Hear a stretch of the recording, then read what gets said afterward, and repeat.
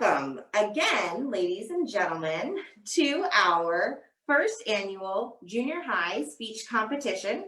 We have with us today our two judges. Miss Swartz, you can introduce yourself to our audience. Hello, everybody. I am Kathleen, Mrs. Ward, an Arborland parent for the past 4 years, and a judge competition for today. Excited to see what the kids do. Excellent. Well, thank you so much. We are so excited to have you here. And our second judge for the afternoon is Mr. Neff. Hi, Eric Neff, and new Arborland parent, and excited to be here. We are so excited to have you here. Thank you so much. So, as you can tell, we are streaming this live to Facebook. We are very excited. And so I want to tell you before we get started a little bit about our program that we're putting together and a little bit about what the kids have done to prepare for their speeches today. So our junior high program is brand new this year, and we are so very excited. And one of the things that we are really passionate about doing is introducing the students to real life topics and real life passions and things that they can see a problem and fix it.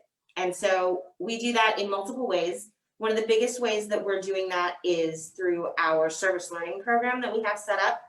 And then one of the ways that we wanted to build awareness was through this speech program. So to start this speech program, we did a lot of research about how speeches are put together. And we did a lot of national speech and debate research and took a look at the different options that would have been that are open to junior high age students for speech and debate competitions. And we listed all of the events, and the students went through and chose what they were most excited about. And overwhelmingly, these students were excited to do informative and persuasive speeches. So what they did then was they chose a topic and they put it together, and they are ready to present it to you today. And we are so excited. So everybody's speech is around 7 minutes. The judges have a judging sheet that they will be using to keep track of that. And then when we have the results, we will share those with the students and hopefully with our community as well. So thank you so much. I apologize on this first one. We're running the system through a couple different things. So I'm going to be looking for feedback from the judges to make sure that they can hear everything. And so we're gonna cross our fingers and hope that everything goes smoothly.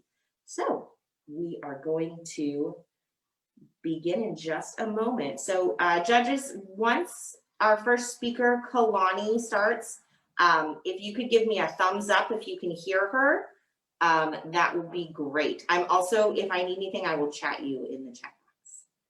All right, so first up for our very first annual junior high speech and debate competition, we have Kalani Ladrigueza doing a speech called To Wear or Not to Wear. In the United States of America, from January 3rd to 7:37 a.m. December 3rd, 2020, there have been about 13 million confirmed cases of COVID-19 and about 270,000 deaths. In Los Angeles, there have been about 442,000 confirmed cases and about 7,800 deaths. That's 8 times more the amount of people that can fit in the Dodger Stadium. And that's just in Los Angeles and in the US, not including anyone else in the world. COVID-19 is a very serious, sometimes deadly, and dangerous disease that was founded in 2019. Some people do not take this disease seriously. For example, some students in Alabama. The students were throwing what they called COVID parties to see who gets infected first. Tuscaloosa City Council member Sonia McKinstry said they put money in a pot. Whoever gets infected first gets the pot. It literally makes no sense. They were intentionally doing it. Tuscaloosa Fire Chief Randy Smith told the City Council that he has seen the students' careless behavior. He said that in recent weeks, there have been parties held throughout the cities where students or kids would come in with known positive, according to a video obtained by the ABC station in Birmingham. We thought at first it was kind of a rumor, Smith told the City Council members. We did some research. Not only did the doctor's office confirm it, but the state confirmed they had the same information. How could the spread be minimized? The answer is a series of simple steps, including basic hygiene and wearing masks. Globally, as of 7:37 p.m., December 3rd, 2020, there have been about 63 million confirmed cases of COVID-19 and about 1,490,000 deaths reported by the World Health Organization. COVID-19 mainly spreads from person to person through respiratory droplets. These respiratory droplets can then travel into the air when you cough, sneeze, talk, shout, or sing. The respiratory droplets can then land in someone's mouth or nose when they breathe in these droplets. Masks are a simple barrier to help prevent you and whoever you're talking to be safe. This was shown at a laboratory that studies respiratory droplets and the ability of various masks to block them. They did a high-speed video that found hundreds of droplets ranging from 20 to 500 micrometers, but then nearly all the droplets were blocked by a damp washcloth. The biggest problem with the spread is that people do not follow the guidelines. Some guidelines provided by the CDC are to wash your hands often and for at least 20 seconds, cover your coughs and sneezes with your elbows, disinfect and clean frequently touch surfaces daily, and especially no parties with others that do not live within your household. We need to stop this virus immediately to save lives. Another change that must happen to end this pandemic is masks. It's super easy. You can simply get a mask at your local store or online. Anyone above the ages of 2 years old should be able to wear a mask in public or around people that do not live within their house. Anyone younger than 2 years old should not wear a mask. Studies have shown that it is good to wear non-medical masks, disposable masks, masks that fit properly with breathable fabric, such as cotton, masks with tightly woven fabric, masks with 2 to 3 layers, and masks with inner filter pockets. You shouldn't wear masks with vents, holes, masks that are knitted, and masks made with plastic or leather. Surgical masks would be a good mask to use, but they are currently in limited supply and should be reserved for all healthcare workers or other medical responders first. If you are currently using a mask that will not protect you, please use a different mask. If people keep following these guidelines and wearing masks, then they may save lives. More people will not get sick, and you can protect yourself and your family. Our lockdown will be better, and the coronavirus will not spread faster. But if people do not wear masks and follow COVID-19 guidelines, then the coronavirus will continue to spread and infect more people, even killing some. Now knowing about all the information I just put into your mind, you may be asking yourself, what can I do to make this change? Well, first, ask yourself if you follow any of the COVID guidelines. If yes, then that's amazing. Then, stay 6 feet away from others that do not live within your household. Stay at home and monitor yourself and your family's health. Make sure you stay at home for at least 14 days if you come into contact with anyone with COVID-19. And if possible, stay away from others, especially if they're a toddler, kid, or child, or elderly person. 8 out of 10 COVID-19 deaths are people over the ages of 65 years old. The CDC says that ages from 3 to 17 are at more risk than any other age. You need to follow these guidelines until your government and the hospitals can figure out a vaccine to treat people. Your local, state, and federal government should encourage you and your family to make this change and to save lives by saving your own. This needs to change now, and it is very urgent. Please, save lives by saving your own. Thank you. Up next, we have Tyler Schroeder, and he will be presenting a speech titled, I lost the title. Tyler, what is your speech titled? The Sculptors of the Future. The Sculptors of the Future. Please welcome Tyler Schroeder. Have you ever had a Roomba clean your home? Have you ever asked your phone, "Hey Siri, what's the weather outside?" Or even Googled a question? If you have, then you know firsthand the influence AI has on our world. AI, short for artificial intelligence, is a powerful tool that shapes and will continue to shape the technology-driven world we live in. So for the next few minutes, I'll talk with you about what this revolutionary advancement in science and technology is, why it's important, and how it will influence the future of our world. So let's start off with a simple question. What is AI? AI is a form of algorithm or set of instructions for a computer. What differentiates it from other algorithms is that it allows computers to generalize, reason, problem solve, and more, all of which normally requiring the type of intelligence found in creatures like us humans. Examples of this include the automatic color and exposure adjustment on your phone's camera, the cars being able to drive on their own. All of this is possible due to AI's ability to reason and draw comparisons, leading to the image recognition found in these examples. These tasks would be impossible for most computers, so they would have to have every possible image of an object, from every angle, lighting change, or other small design variation. AI, however, can reason, generalize, and draw conclusions between these items and learn from the data. This is much more powerful than normal computing and differentiates it from normal computing. Another example of this learning, albeit less practical, is an example by OpenAI, a nonprofit organization founded by Elon Musk.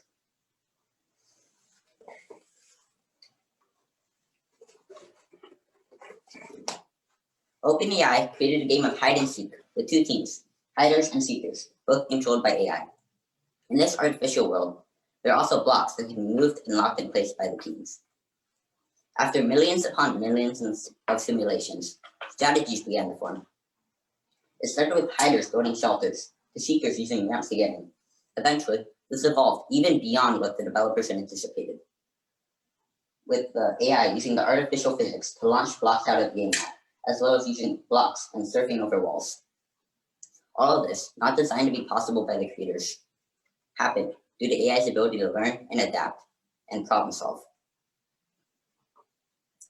This shows how AI can adapt and problem solve, differentiating it from normal computing and bringing it closer to the intelligence of beings like us. So now that we know what AI is, how important is it, and how does it affect our world? Although we may not realize it, AI isn't a technology of the future. It's entwined into many of the items that we use today. As mentioned earlier, Google, the world's most popular search engine, with about 4 billion users according to statistics by Google, utilizes AI to improve user experience. It does this by ordering websites, ranking them, and generating answers to queries. This was one of the major reasons for making Google one of the most popular search engines upon release, and it's what almost all of modern search engines are now based on. This AI finds relationships between objects, and is also used in many other industries, such as marketing. This AI can be seen everywhere, from Amazon product recommendations to Netflix show recommendations or the ads that bombard our websites. According to Mike Kaput, the director of Marketing AI Institute, marketing leaders are turning to AI for its ability to increase costs, increase revenue, reduce costs, and build a massive competitive advantage. One reason for this is that AI can scan a large amount of data quickly and accurately, which according to Kaput, can all happen in seconds, rather than the days, hours, or weeks it might take a human. This key benefit of being able to analyze a large amount of data quickly and accurately has made AI a driving force in this field, along with many others. But along with all of these examples of how AI improves our everyday lives, AI is also working hard to improve the lives of the disabled. One example of an AI that accomplishes this is Microsoft's Scene AI. This AI uses image recognition to recognize objects, faces, text, and more. It then narrates this to those who are disabled. Examples such as these show how AI can shape our world and influence people's lives for the better. But as we all know, technology continues to advance and evolve quickly. So if AI can already do so much, where's it headed? As technology continues to improve with time, technology becomes more powerful. Or as Moore's law states, the transistors in a microprocessor double approximately every 2 years, a trend that has held true so far. Added to that, AI will also become more efficient and sophisticated over time. These show how AI will only become more powerful and influential in the future. Added to that, AI is also finding more uses in the future. Proof of this lies in how many new technologies have come out in just the past 10 years that utilize AI. Only 6 years ago, Tesla, the automobile company, implemented AI into their vehicles, of which 139,000 have been sold in just the third quarter of this year. Similarly, Apple's Siri, released in 2011, utilizes AI in voice recognition and searching. Voice assistants like these now number over 4 billion, according to a statistic by Statistica in early 2020. These examples show how AI's influence and importance increases with time. And added to the hasty rate in which this technology is improving and increasing in power, it is safe to say that AI is only becoming more important in the future. All in all, this relatively new technology, AI, shapes our world and our lives within it, and is only growing more important with time. Various technologies, like all which I've shown, and many industries such as marketing, use AI. With our world quickly evolving and heading in the direction of this revolutionary technology, it makes it important in our everyday lives. With the exponential rate in which this technology is being implemented, and with so many other reasons behind this statement, it is safe to say that AI will drive our society into the future and be an important force in its shaping. So the next time that you Google a question, watch a Roomba clean your home, or see an ad on a website, take a moment to appreciate the revolutionary technology behind it and its influence on the world. Thank you. Excellent, Tyler. Thank you so much. All right, I'm gonna put up the screen. Tyler's gonna exit and we'll have our next student come in. So please enjoy our screen and some tunes. And welcome back. So our next speaker will be Lauren Jacobson, and her speech is titled "The Dog's Nose Knows." Please help me welcome Lauren Jacobson to the stage. Did you know dogs have so many jobs? There's even one for sniffing whale poop? Yes, you heard me correct. Meet Eva, one of the many whale feces sniffing dogs. In 2019, she was trained by conservation canines to help save the endangered southern resident killer whales. She now helps the conservation team monitor the whale's health, track recent meals, and even check for any pollutants that it might be eating. Dogs in general have a higher sense of smell than we do, so they help humans as our dog detectives. Their method of communication can help many different situations where only a dog's nose will know. So not only are dogs our companions, they can be our accomplices in the workforce as well. Today, we will learn more about these amazing companions and partners. We will cover the development of domesticated dogs to where they are today. We will discuss how dogs use their nose to search for someone or something. We will go over how dogs use their nose to benefit our health. The beginning of this timeline is the nomadic age. Wolves from the past were attracted to early human camps, searching for leftovers of food. After a while, the wolves started following them around, and a bond began to form. After wolves were a nomad's best friend, an adaptation began to occur in the wolves as they started to become dogs as we know them today. ABC News states in their article titled, "The History of Dogs as Pets," there's even scientific evidence supporting the bond between humans and dogs. When people gaze into each other's eyes, we bond emotionally and release a hormone called oxytocin. A study led by Nagasawa found that when dogs and people gaze into each other's eyes, the same hormone is released in both the humans and the dogs. Now that we have established our special bond with dogs and how dogs got to where they are today, let's look at an example of searcher dogs, a very important job for dogs that helps humans immensely. Searcher dogs can vary in specific tasks they do. Some jobs they do are find lost people, search for people in natural disasters, and some dogs are even trained to detect contraband such as weapons, illicit substances, alcohol, explosives, and even cell phones. All kinds of search dogs are trained to detect the certain scent the item gives off. According to 3D Canine, or Defend, Detect, and Deter canines, our dogs have regular and varied training. This way, they're ready to enter any situation with professionalism and composure. If any of our canines detects a threat, they're ready to jump into action to protect our clients. Generally, the idea of a dog in service brings to mind an image of a big, tough dog, but sometimes size doesn't matter. Meet Sergeant Stubby, a small bull terrier mutt who was a real hero in World War I that saved soldiers' lives with his ability to alert the team of any dangers. According to Forces.net's article about Stubby and his war efforts, when the division was faced with an enemy gas attack, Stubby barked to warn the soldiers. On sensing that his troop was under attack, he would wag his stumpy tail to warn the soldiers of enemy approach. Perhaps the most extraordinary, however, was when Stubby captured a German spy who snuck into the camp at night, biting him on the leg. This shows how a simple dog can be trained to do amazing things, and in this case, save people's lives with their impeccable sense of smell.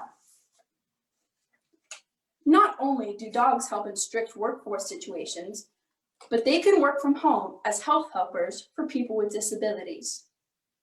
There are two types of health helpers, guidance dogs and medical alert dogs. Guidance dogs can either help guide the visually or hearing impaired. Guidance dogs for the hearing impaired can help by notifying the owner of sounds they otherwise would not know were there. According to Purina's article titled Types of Service Dogs and Their Jobs, these incredible service dogs can inform their owners about smoke alarms, doorbells, oven timers, and even crying babies.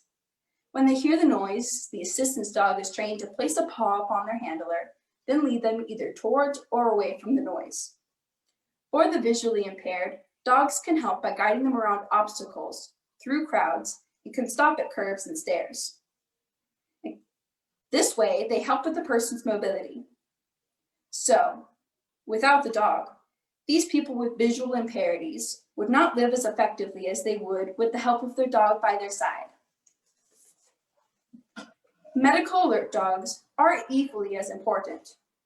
There are several types of medical alert dogs for different types of illnesses and disabilities. For example, for people with seizures, dogs can help by alerting the person when they sense they are going to have a seizure. This allows the handler to get into a safe position before they lose control of their body. Pausable Angels states that our alert dogs are trained to nose boop or paw at their handler 15 to 30 minutes prior to an epileptic seizure. This gives the handler time to take seizure blocking medication, get to a safe space, or call someone for assistance. They can also be trained to lick their handler's face to help bring them out of the seizure, or lay over them to prevent any possible injuries as well.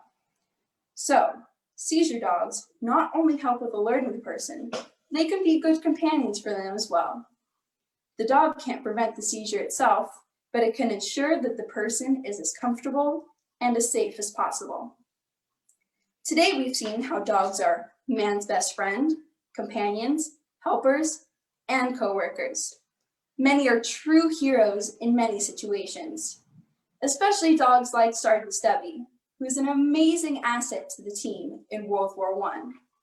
And Eva, as strange of a job she may have, is an important part of the conservation team. All dogs in the workforce, whether at home or out on the field, have served us in amazing ways. What is something your dog does for you? At excellent, Lauren. That was wonderful. Everybody give Lauren a big round of applause. We're going to set up for our next presentation. Welcome back, everyone. And our next speech contestant will be Jacob Michaels, and his speech is entitled, I Care for You Too. So please put your hands together virtually and at your house for Jacob as he presents his speech. Stop watching TV. Go outside and play. The television will burn your eyes and melt your brain into mush. Have you ever heard your parents say that? Or I know I have. Or on the other hand, have you ever said that to someone you know? Obviously, this is just a simple trick to scare someone off their YouTube or video games. But have you ever actually considered what staring at a screen can do to your eyes? As you know, we are currently in a global pandemic. Woohoo! In order to stay safe, we have to wear a mask, wash our hands, and social distance, and mostly work and learn from home. The latter is what I will be talking about today. What are the effects of staring at a screen for sometimes up to 8+ hours a day? I will talk about what these problems are, why they happen, and what we can do about it. So let's get started. And those of you watching online, pay close attention. The first minor problem that can come from staring at a screen for extended periods of time is dry eyes. Dr. Gardner from Harvard Medical School explains that when you stare at a screen, you become so involved that you forget to blink. The blink rate goes from 15 times per minute to 5 or even 7 times per minute. We blink to reestablish tear film on our eyes, which is a thin layer of liquid that protects the surface of the eye. When this thin layer of liquid dries out, it can cause blurry vision and discomfort. Another main problem that we have with staring at a screen for extended periods of time is eye strain. Dr. Gardner has suggested that eye strain can be caused by the brightness or glare that comes from the computer screen. He says it can be especially uncomfortable if you have cataracts. He also suggests that eye strain can come from when you focus on the screen for too long without glasses or without the proper prescription. He states that when you stare at the screen and you exhaust your eye's ability to focus, and this can cause blurry vision and headaches. Research has also suggested that the computer images are to blame for eye strain. They say since the computer images are made out of pixels and pixels are blurry, it can cause eye strain and blurry vision. When I was doing my online Zoom classes, I was experiencing this. Luckily, my mom is an optometrist and she was able to get me some glasses that would help relieve my discomfort. Now next up is blue light. Sunlight is made up of red, orange, yellow, green, blue, indigo, and violet light. When combined, it becomes the white light we see, also known as blue light. Blue light is needed for everyday good health as it boosts awareness and regulates the body's sleep cycle. But this is why when you get too much blue light, it can actually affect you and give you sleep problems. An NEI-funded study has proven that children are more affected by blue light than adults are. A big problem with blue light is that it can cause severe eye strain and extreme soreness. But the most important, serious problem of them all is that it can cause long-term retina damage. The Review Education Group has conducted studies proving that too much blue light can actually cause age-related macular degeneration, which can affect people as they get older and will cause blurriness and even blindness. It would be quite unfortunate if there is no treatments for these problems, as we use our electronic screens nearly every day. Luckily, there is treatment. For dry eyes, Dr. Gardner recommends using artificial teardrops at least a couple times per day. And another good tip is to simply remind yourself to blink. Write it down on a sticky note if you have to, and this should hopefully get rid of the problem of dry eyes. Next up is eye strain. For eye strain, Dr. Gardner recommends that you make sure your prescription is up to date. If you don't have glasses at all, get them. Another good tip is to dim your electronic screen, but please note that dimming the screen too dark can actually give you more eye strain and problems. Some other tips are to sit 2 feet away from the monitor screen at all times and making sure that your eyes are just slightly above the level of the monitors, up above the top of the monitor screen. And finally, treatment for blue light. For blue light, it is recommended that you get a yellow colored filter, which will, and a very common filter found on most electronic devices is called night light. It basically increases the contrast on the screen and makes it more yellow so that blue light can't get through as easily.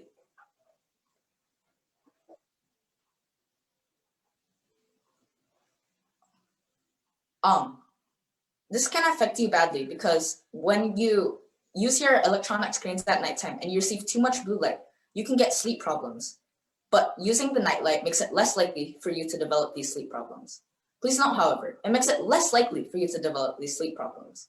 These sleep problems can still occur, and so in general, it's better to not use your electronic devices at nighttime at all.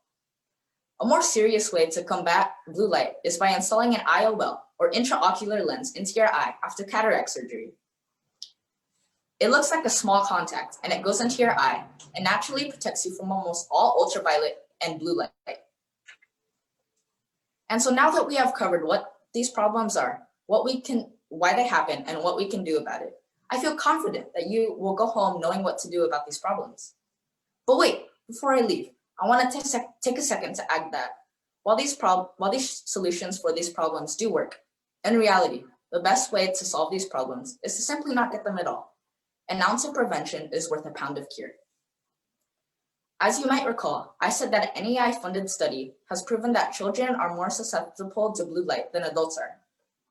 So when children are being forced to learn online all day, sometimes up to 8+ hours a day, I can tell you that these problems are going to start kicking in soon if they haven't already. And the solution to all of this is quite simple, really. Wash your hands, social distance, and wear a mask to stay safe and stop the spread. Thank you. Excellent. Thank you so much, Jacob. All right, and we will set up now for our next speaker. Welcome back, everyone. We have our next presenter, Claire Olson, doing her speech on mental health. Imagine you're walking down the street and you feel as if people are watching you and judging you, sending you into a panic. Or maybe you're at work and no matter how hard you try, you just can't focus. Or maybe you feel as if there's a cloud of sadness or negativity over your head. These are symptoms of what we call mental illness. Today, I'll be talking about some of the 3 most common mental illnesses: anxiety, ADHD, and depression. Remember, if you have any of these symptoms, please do not self-diagnose and seek medical help from a medical professional. So, what is anxiety? Anxiety is the most common mental illness in the US, affecting over 40 million adults, which is 18.1% a year. But only 30% of them, 37% actually receive help. But how does this affect someone's day-to-day life? Well, some of the most common symptoms are feeling nervous, restless, tense or panic, trembling, and many more. The most common known thing when someone thinks of anxiety is panic attacks. Panic attacks is when someone starts to breathe rapidly because they're panicking, which can cause them to stop breathing, which is not good. This can affect someone at any time, home, online, or even walking down the street. What's ADHD? ADHD is another common mental illness in the US, affecting 2.8% of adults worldwide from a study in 2019. Diagnoses in adults are going 4 times faster than diagnoses in children. How does this affect someone's day-to-day life, though? The most common symptoms are short attention span, hyperactivity, impulsivity, fidgeting, disorganization, poor time management, frequent mood swings, forgetfulness, inability to control anger, and many, many more. There are 3 kinds of ADHD: inattentive type, impulsive or hyperactive type, and combined type. Normally, when someone is diagnosed with ADHD, they're more likely accompanied by other mental illnesses. Some of the most common that they're accompanied by is bipolar disorder, anxiety, Tourette's, personality disorder, depression, autism disorder, and many more. Children with ADHD are 12 times more likely to develop loss of eating control disorder. If you're diagnosed with ADHD, you're now on the neurodivergent spectrum. Neurodivergent meaning differentiating in neurological or mental function. what's depression? Depression is another common mental illness affecting 7.1% of the population, which is 17.3 million adults, which is shown from a study in 2017. About 80% of the people go and receive mental health or medication. But here's the thing, only 50% of them actually get through with the medicine due to the negative side effects at the beginning. And they don't get to the positive results. How does this affect someone's day-to-day life? Some of the most common symptoms are sadness, hopelessness, decreased interest in of things that they normally like to do, having trouble falling asleep, concentrating, feeling drained, tired, worthless, guilty, having thoughts of suicide, dying, and many other common habits. Treatments include medication and therapy. You might be wondering, well, during this pandemic, has there been an increase in mental illness? The answer is yes. That is a big yes right there. During the pandemic, there was a major increase in mental illness. The main mental illness increase was anxiety. This was increased because of people panicking from if COVID was rising. If this is now our new normal. If you have friends or family or a loved one catch COVID, or they lose their job, or even they catch COVID, and if they have special needs, they might even die from it. Or people who are homeless, live in minority or ethnic groups, are socially isolated, or the exact opposite. They live in crowded or grouped houses. Another main mental illness increase was depression. Because our world went to an instant lockdown, this caused many people to lose hope on whether our future would actually get better, or if they lost connection with loved ones or friends. Especially people with diagnosed depression, and their coping mechanism was going outside, going to places other than their house, meeting up with friends, going to a store. But because how the lockdown is affecting us, closing restaurants, stores, and you're not allowed to meet up with any loved ones or friends or family that you have not lived with in a while. Stress, seclusion, and fear were the main reasons for the many kinds of mental illnesses to increase during this time. But here's the thing, there are actually probably more increases in certain mental illnesses than are recorded. This is because not everyone can actually get a diagnosis. This can be due to poor health situations, not having enough money, or things like that. So you might be thinking to yourself, hey, I might know a loved one who's struggling with mental illness. How can I support or help them? Well, some of the first things you do is try to lend a hand. Listen to them when they're talking about how they feel. Try to give advice if you can on the situation, or try to make them feel better. If you can or have enough money to, try to send healthcare packages to them of their favorite things, maybe something to put a smile on their face to comfort them during this time. If they are struggling financially, try to support them by paying for some of their medical bills, maybe medicines, or appointments that they need to go to that are mandatory. Or maybe you're not wondering that. Maybe you're wondering, well, I might have a couple of symptoms for this mental illness. What next steps should I take? Well, the first thing you should definitely do is contact your medical provider. They'll help direct you to someone in the therapist or mental health department. They can help you get a diagnosis and lead you from there. They can get you therapist appointments and things like that. But maybe you're like, well, I can probably afford a diagnosis, but I can't afford therapy. Well, good news for you. There's a cheaper but almost free alternative, group therapy. Most of the group therapies have shut down due to the lockdown and the pandemic, but a lot of them have actually turned to online apps like Zoom and Google Meet.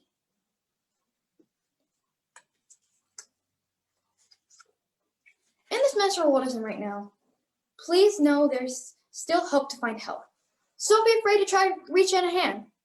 Know there'll always be another person to help. Thank you.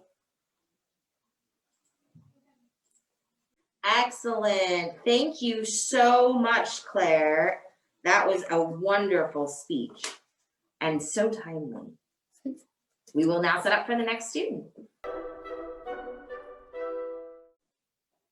All right, ladies and gentlemen, we are so excited to invite up next Chloe Chow with her speech titled Facing Challenges. Please welcome to the stage, Chloe Chow.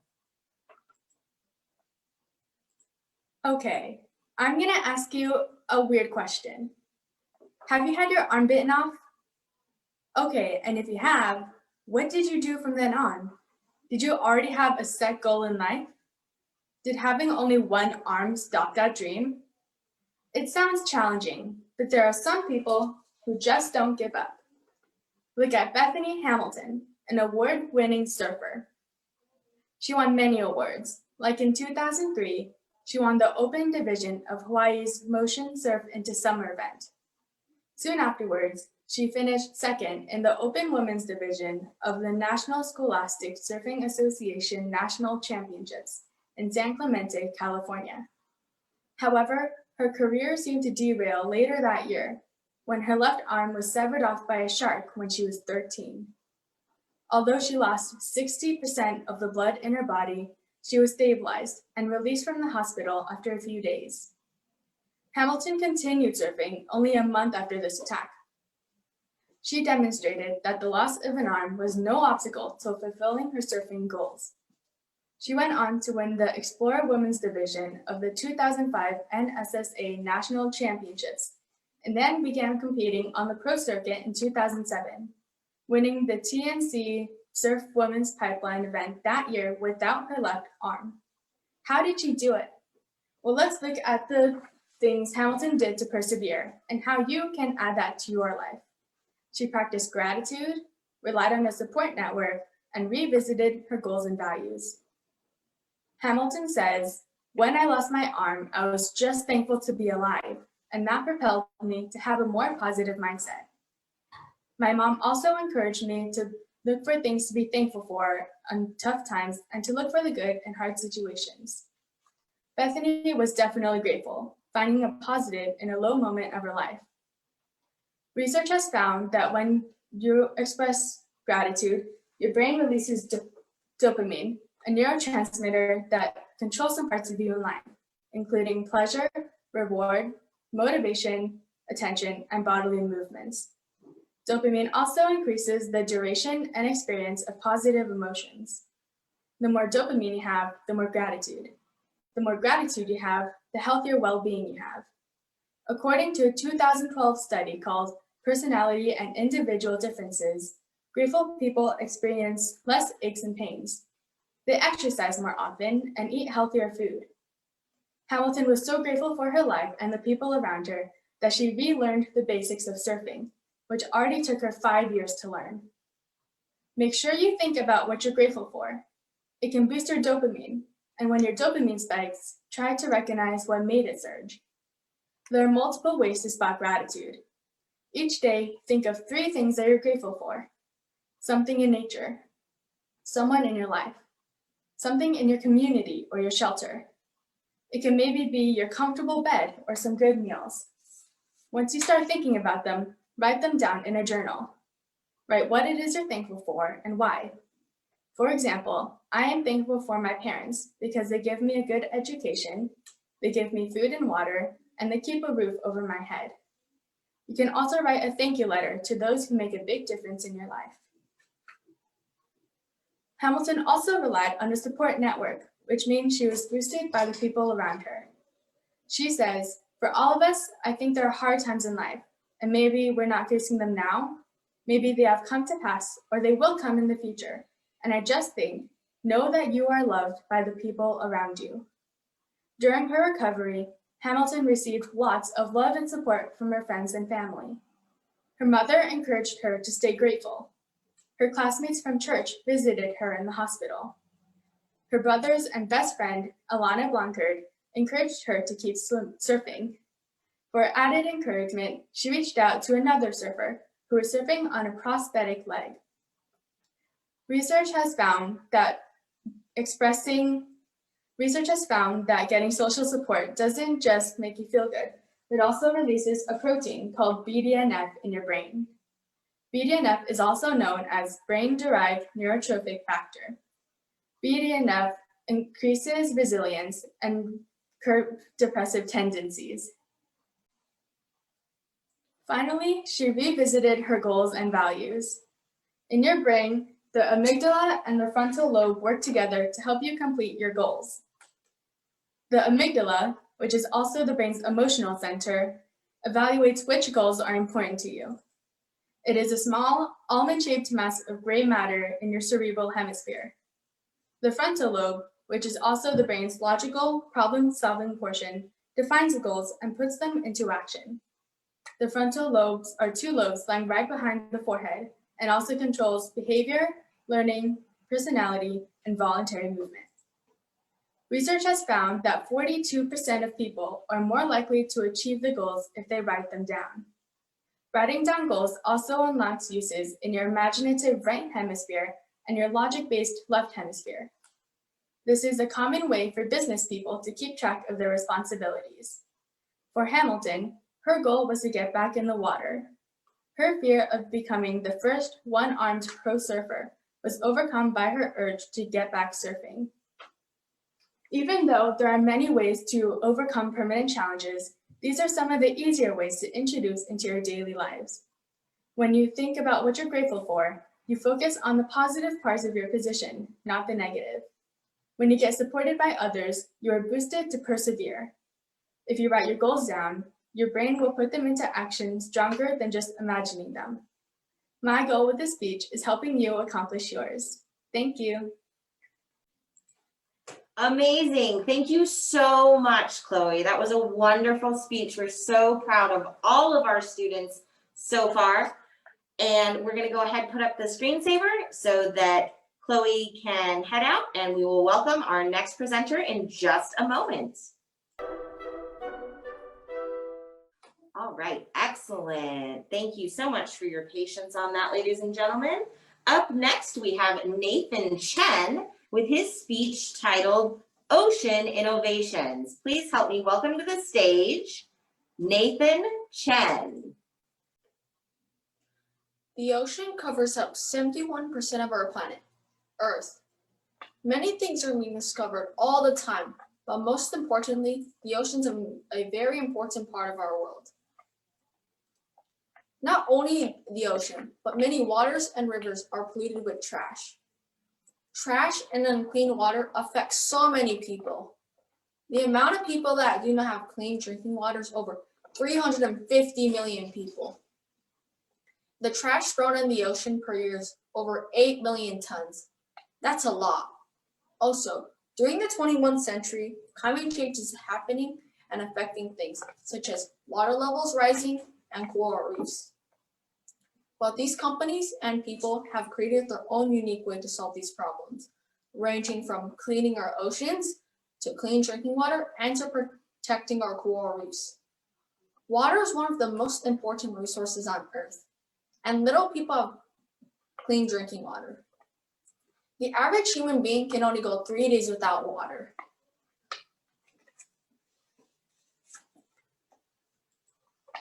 But one man named Philip Sutter, he's made an amazing advancement that can change the world. He was a laundry scientist that worked for P&G, and he invented a white powder. How it works. As you can see in this chart, there are many things in the water. The brown being the dirt in the water, and the pink being the bacteria in the water, and the green being the powder poured in. Powder is specifically designed to attract the dirt and bacteria and send them to the bottom because of density. Once it's been sent to the bottom, it will look like this. Your end result will have the clean drinking water at the top and dirty substances at the bottom. The packet is very cheap and very portable, only being the size of a small ketchup packet. The packet is meant to be poured into 10 gallons of water, and the average human being only needs 1 gallon of water per day, which means it can help 10 people in need. If this product is in mass production, it could help save millions of lives.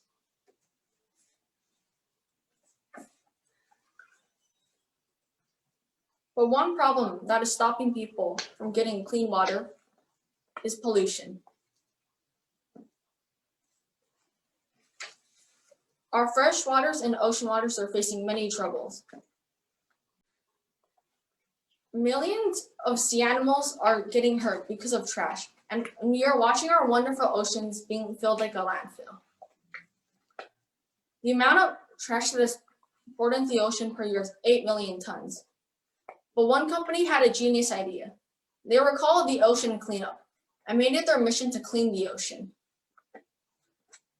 They have created a net specifically to pick up trash and plastic. How the net works. It works by having a sea anchor, which will help move with the ocean's current and create drag. Once that is done and collects a specific amount of trash, a team on a boat will go collect it.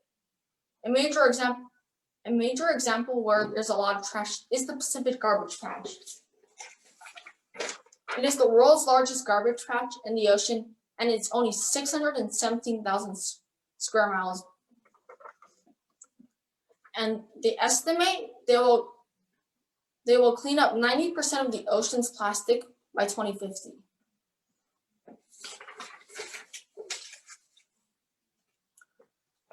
A major problem in our world is our Great Barrier Reef. It is slowly disappearing. It is home to over 413 species of coral and home to over 1,500 species of fish. It is the world's largest coral reef and it's been on Earth for over 500 million years.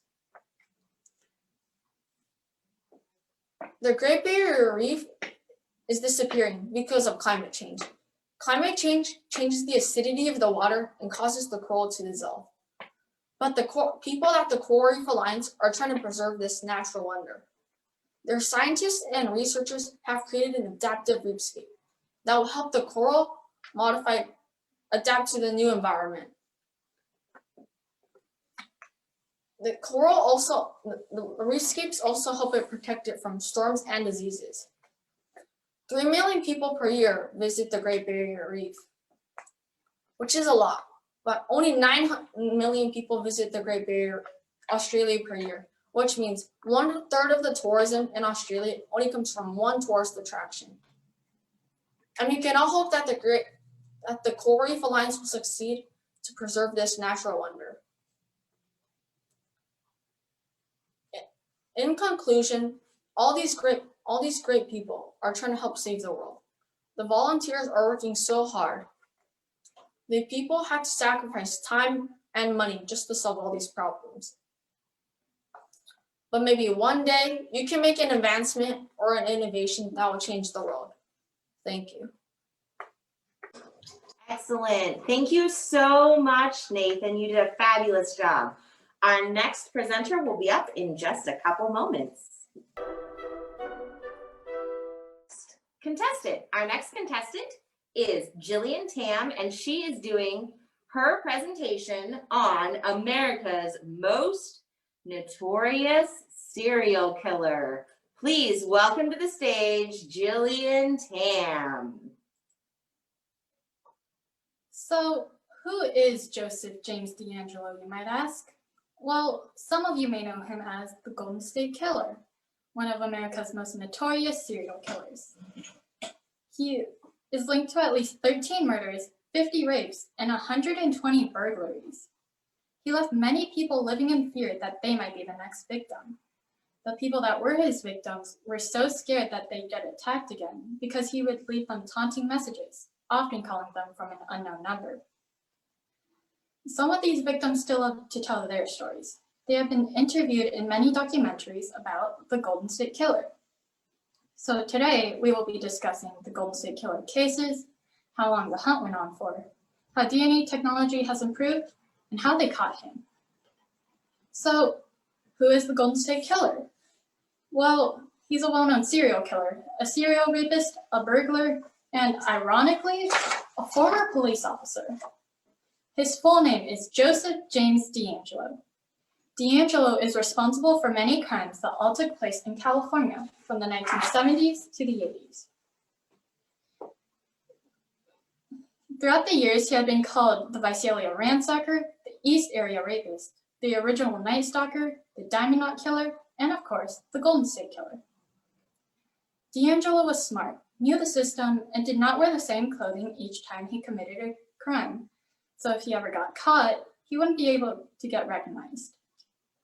During some of his burglaries, he balanced a tiny glass bottle on the doorknob. So if anyone were to twist the doorknob, he'd hear the glass break, and that's when he knew he had to go. Some of the most disturbing things he did during the burglaries was leaving a bottle of lotion somewhere in the house. It was usually in the master bedrooms. He'd also take a picture of one of the females that lived in the house. So when people came home, they'd realize one of their pictures went missing. One of the times, he took a picture of someone's 11-year-old daughter and took a gun. The gun was then used in one of his later murders because the couple that owned the house were chasing after D'Angelo after they saw him in their house. The couple was then shot and killed. This left people traumatized. These seemingly unconnected cases of murder, rape, and burglary cases had gone unsolved for many years. So how did the DNA evidence eventually lead investigators to D'Angelo? But before we get too carried away, let's talk about how DNA technology has improved. In the beginning, investigators did not have very advanced technology, which had led them to many dead ends, and the DNA tests would come out inconclusive. As the years went by, DNA technology had improved, and with the fast-growing database, scientists were able to find new ways of pinpointing suspects with a criminal background by using DNA sequencing. A DNA sequence is a sequence of nucleotides found in a DNA molecule. In DNA sequencing analysis, samples of DNA are compared by identifying and matching the specific sequence of a suspect's DNA to a sample of DNA from a crime or crime scene. As DNA testing had gotten much simpler, many websites were created for people to find their family members.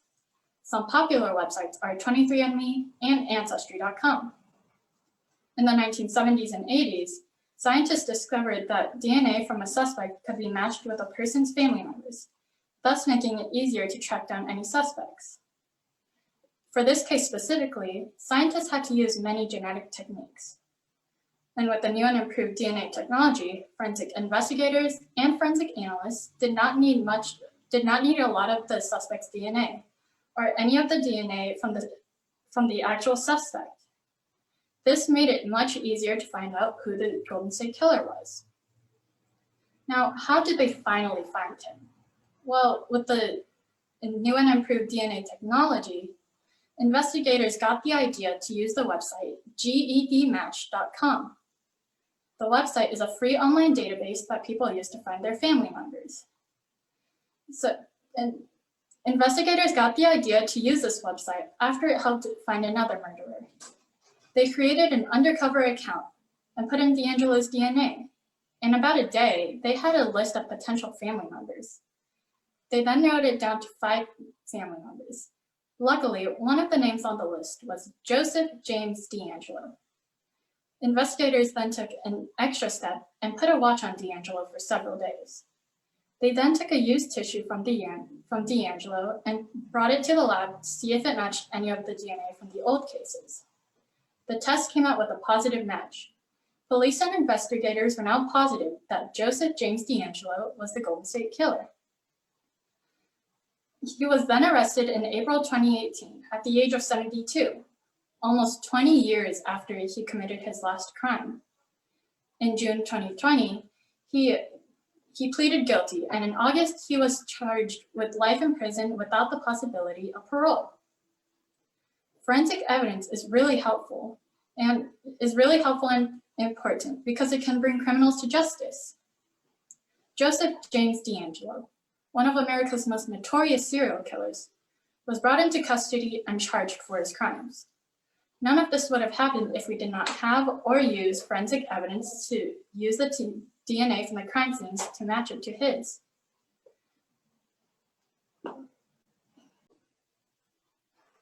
Most of his victims were traumatized, so they'd constantly feel the need to look over their shoulders, but now that he's been brought into custody, they feel relieved.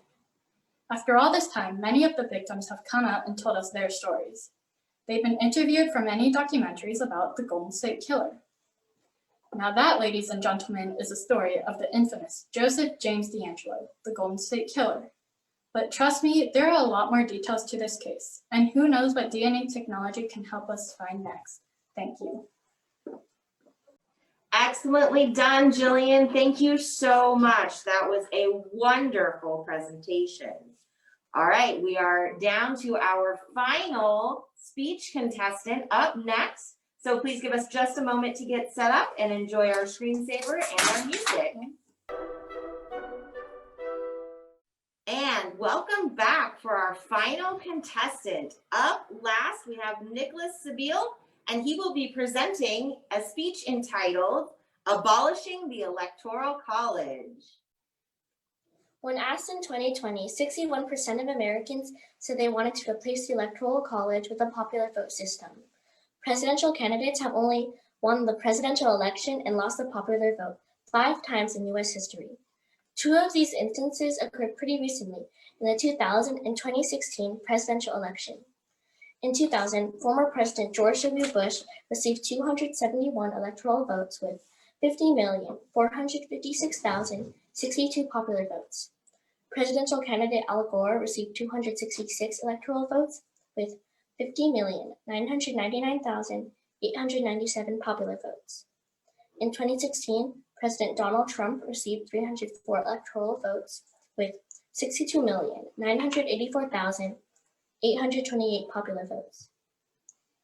Presidential candidate Hillary Clinton received 227 electoral votes with 65,853,514 of the popular vote. The Electoral College plays an important role in our presidential election as it decides our president and vice president. But is it still necessary? Today we will discuss what the Electoral College is, why it was created, and if it is still the best system. Let's start with, what is the Electoral College? The Electoral College is a group of presidential electors whose sole purpose is to elect the president and vice president. Each of the 50 states' electors are appointed by state legislators, depending on the total number of congressional representatives and U.S. senators. Today, the Electoral College consists of 538 individuals, which is made up of 435 congressional representatives, 100 U.S. senators, and 3 members from the District of Columbia. Every 10 years, the number of electors are reapportioned among the 50 states, depending on the results of the census. So, what was the original reason for the Electoral College? The Founding Fathers thought that a system that allowed for the public to indirectly vote for president would allow for a more representative president while avoiding a national election that could be easily corrupted. At the time the Constitution was drafted, there were concerns that some states with larger populations could influence the outcome of the election. There were also concerns that a poorly educated majority should be capable of choosing a president. The Founding Fathers rejected the idea of a popular vote as they believed that the public would not be able to make wise decisions. The Electoral College was a compromise that established an independent group of electors who had the power to elect the president. It is time to move away from the Electoral College and adopt a popular vote system because the Electoral College is flawed. First, the Electoral College does not protect the integrity of the election like the Founding Fathers had envisioned. The Founding Fathers were willing to compromise and establish an indirect method of electing a president to provide a check on the public in the event they make a poor choice. Today, electors are chosen based on their loyalty to a political party. Since many states have enacted winner-take-all laws, electors have rarely had to act against the wishes of the party that chose them. Additionally, a majority of states have laws that require electors to vote for the winner of the popular vote. That is, these states have laws against faithless electors. As of 2020, 30 states and DC have laws against faithless electors. But half of these states do not enforce these laws effectively. In 14 states, the votes are voided and the electors are replaced. And in 2 states, penalties are imposed on the electors. However, in 3 states, penalties are still imposed, but the votes are still counted. With the popular vote system, we would not have to worry about faithless electors. Second, the Founding Fathers were concerned that some states could influence the outcome of the election. Over time, this concern had only become worse. With winner-take-all laws, campaigns have had to strategize on what is the best way to reach 270 electoral votes. Over time, Democratic and Republican parties have developed solid bases in different states that they considered solid votes for their parties. Since campaigns have limited resources when it comes to a candidate's time and money, candidates tend to focus on swing states, or states that tend to swing back and forth between the two parties. Lastly, having a president who loses the popular vote can undermine electoral legitimacy. With states that have winner-take-all laws that are considered safe may waste votes. That is, there's no difference if a candidate wins the state's popular vote by 1 million votes or 10 votes. Voters may feel discouraged because they feel as if their votes do not count. With the popular vote system, every vote will be equal, and every voter in every state will matter in the presidential election. As I stated before, 61% of Americans oppose the Electoral College system. So what are some changes that we can make to the Electoral College? One way is to amend the U.S. Constitution. To do this, Congress can propose an amendment and win a 2/3 vote in both the House and the Senate. The amendment must then be ratified by legislators of 3/4 of the state. In the past, several bills have been introduced in the U.S. Congress to abolish or at least reduce the power of the Electoral College. However, a constitutional amendment is unlikely to pass without widespread support. Alternatively, the National Popular Vote Interstate Compact is an agreement among a group of states and D.C. to award their electoral votes to the winner of the popular vote. Currently, this compact will only be effective once there's an absolute majority of votes, or once the 270 electoral threshold is met. As of November 2020, 15 states and D.C. have adopted this agreement, representing 196 electoral votes. This proposal does not require a constitutional amendment. Instead, the remaining states can join by introducing legislation in their state legislatures, which can then be signed into law by the state's governor. It is time to move away from the Electoral College before the flaws of the election weaken public confidence in American democracy. Replacing the Electoral College with a popular vote system is one step we can take to make the election process more representative of our democracy. Thank you.